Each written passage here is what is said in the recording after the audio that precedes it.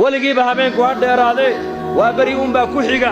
weligaaba noloshu ha kuu dheeraatee geeri uunbaa ku xigta sidaasoo kale weeyaan haddaad barwaaqa maanta aad ku jirto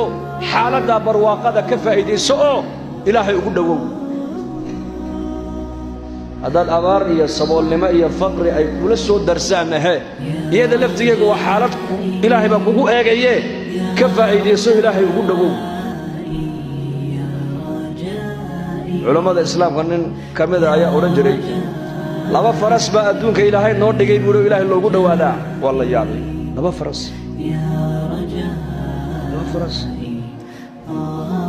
faras magaciisa waxaa la yidhaahdaa ashukur faraska kalena waxaa la yidhahdaa buuhi assabr adkaysi barwaaqa hadday nala soo daristo waa shukriyaynaa ilaahay baan ugu dhowaanaynaa barwaaqada balaayo iyo dhibaato qaadi kari maynay hadday nala soo darsaanna waa sabraynaa oo diinteennaan istiqaamo ku yeelanaynaa iyadana ilaahay baan ugu dhowaanaynaa tacaraf ila allaahi fi alrakhaa yacrifuka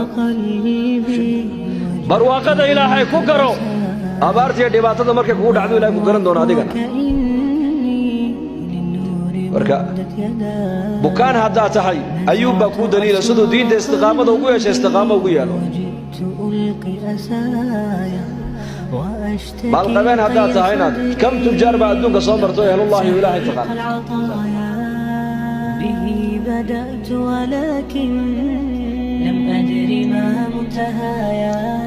dhallinyar haddaad tahayna dhallinyarnimada ilaahaaga ku garo